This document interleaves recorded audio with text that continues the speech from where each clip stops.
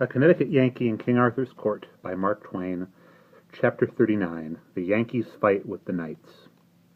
Home again at Camelot.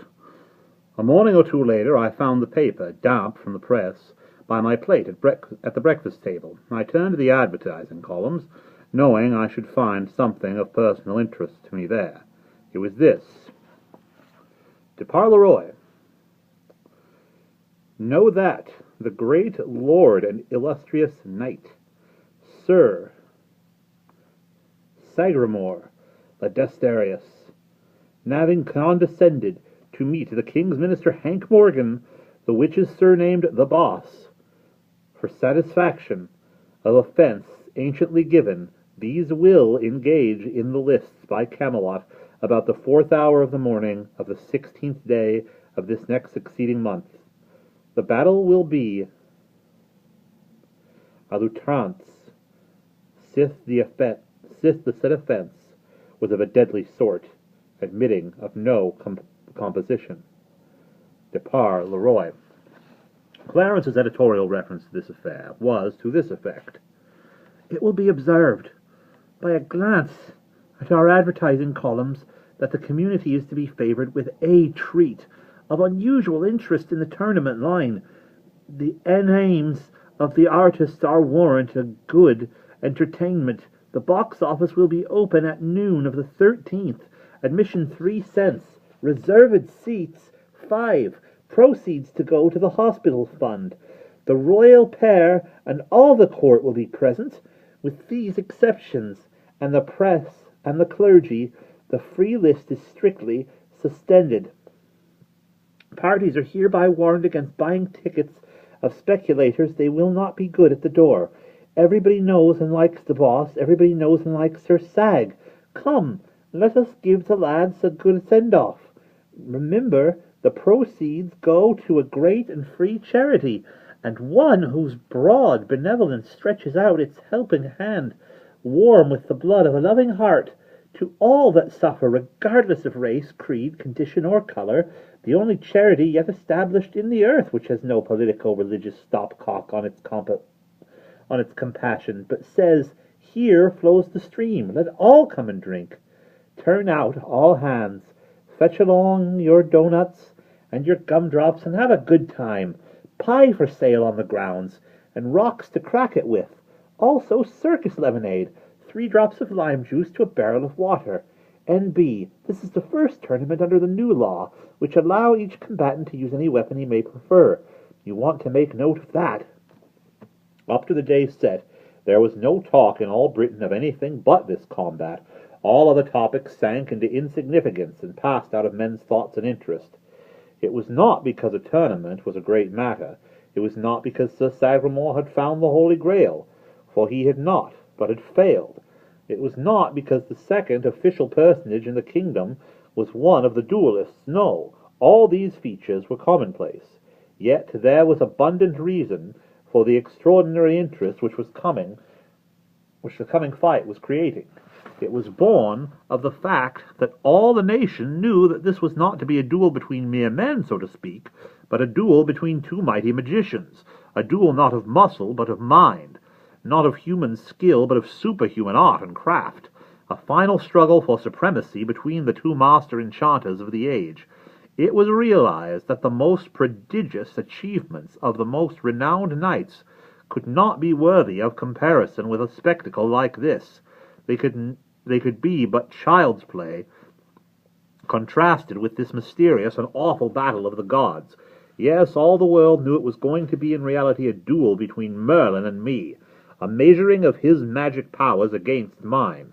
It was known that Merlin had been busy whole days and nights together, imbuing Sir Sagramore's arms and armor with supernatural powers of offense and defense, and that he had procured for him from the spirits of the air a fleecy veil which would render the wearer invisible to his antagonist, while still visible to other men.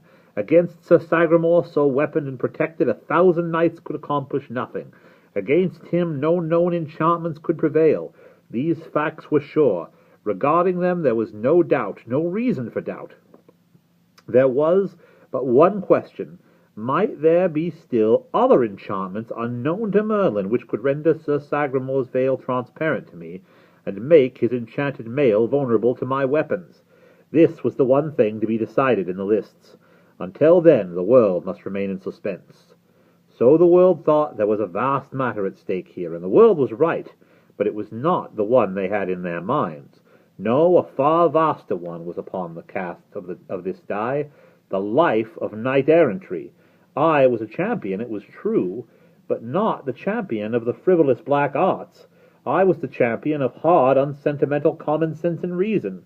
I was entering the lists to either destroy knight-errantry or be its victim. Vast as the showgrounds were, there were no vacant spaces in them outside the lists at 10 o'clock in the morning of the 16th. The mammoth grandstand was clothed in flags, streamers, and rich tapestries, and packed with several acres of small-fry tributary kings, their suites, and the British aristocracy, with our own royal gang of chief place, and each and every individual a flashing prism of gaudy silks and velvets. Well, I never saw anything to begin with it but a fight between the upper Mississippi sunset and the aurora borealis.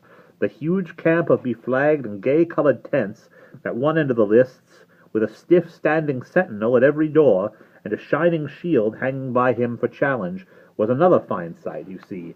Every knight was there who had any ambition or any caste feelings, for my feeling toward the order was not much of a secret, and so here was their chance. If I won my fight with Sir Sagramore, others would have the right to call me out as long as I might be willing to respond. Down at our end there were but 2 tents, one for me and another for my servants. At the appointed hour the king made a sign, and the heralds, in their tabards, appeared and made proclamation, naming the combatants and stating the cause of quarrel.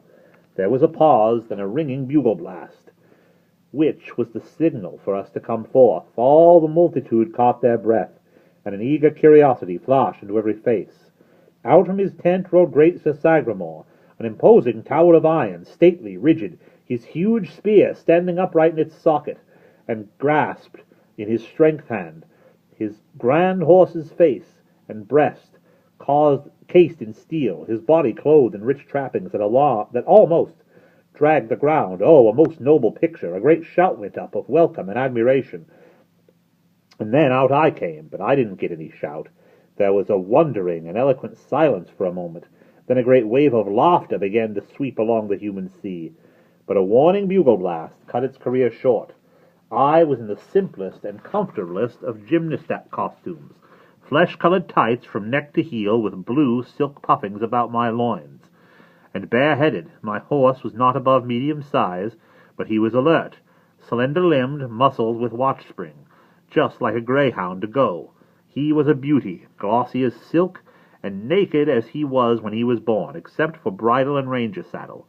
The iron tower and the gorgeous bedquilt came cumbrously but graceful pirouetting down the lists, and we tripped lightly up to meet them. We halted, the tower saluted, I responded, and we wheeled and rode side by side to the grandstand and faced our king and queen, to whom we made our obeisance. The queen exclaimed, "Alack, Sir Boss, wilt fight naked and without lance or sword, or—" But the king checked her and made her understand, with a polite phrase or two, that this was none of her business. The bugles rang again, and we separated and rode to the end of the list and took position. Now old Merlin stepped into view and cast a dainty web of gossamer thread over Sir Sagramore, which turned him into Hamlet's ghost. The king made a sign, the bugles blew, Sir Sagramore laid his great lance in rest, and the next moment here he came, thundering down the course with his veil flying out behind. I went whistling through the air like an arrow to meet him, cocking my ear the while, as if noting the invisible knight's position and progress by hearing, not sight.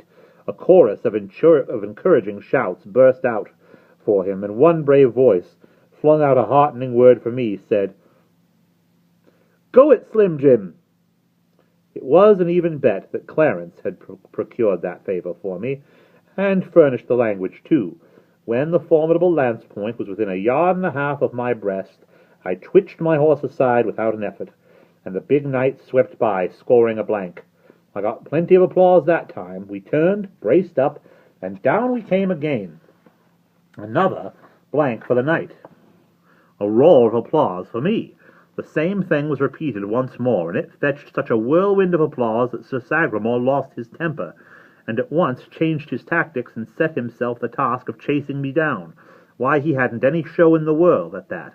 It was a game of tag, and with all the advantage on my side, I whirled out of his path with ease whenever I chose, and once I slapped him on the back as I went to the rear. Finally, I took my chase into my own hands, and after that turn or twist or do what he would never be able to get behind me again.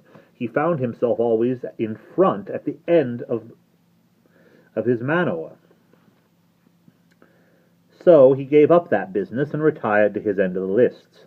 His temper was clear gone now, and he forgot himself and flung an insult at me, which disposed of mine. I slipped my lasso from the horn of my saddle and grasped the coil in my right hand.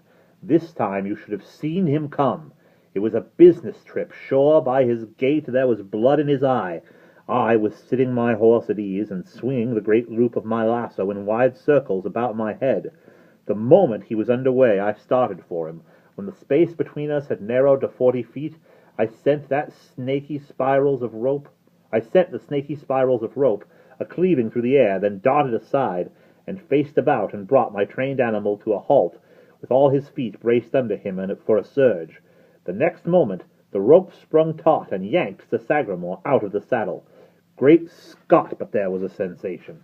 Unquestionably, the popular thing in this world is novelty. These people had never seen anything of that cowboy business before, and it carried them clear off their feet with delight. From all around and everywhere the shout went up, "Encore! Encore!" I wondered where they got the word, and there was no time to cipher its philological matters, because the whole knight-errantry hive was just humming now, and my prospect for trade couldn't have been better. The moment my lasso was released and Sir Sagramore had been assisted to his tent, I hauled in the slack, took my station, and began to swing my loop around my head again. I was sure to have use for it as soon as they could elect the successor for Sir Sagramore, and that couldn't take long where there were so many hungry candidates. Indeed, they elected one straight off, Sir Hervis de Revel. Bzz! Here he came like a house afire. I dodged. He passed like a flash, with my horsehair coils settling around his neck. A second or two later, psst, his saddle was empty. I got another encore, and another, and still another. When I had snaked 5 men out, things began to look serious at the ironclads, and they stopped and consulted together. As a result, they decided it was time to waive etiquette and send their greatest and best against me.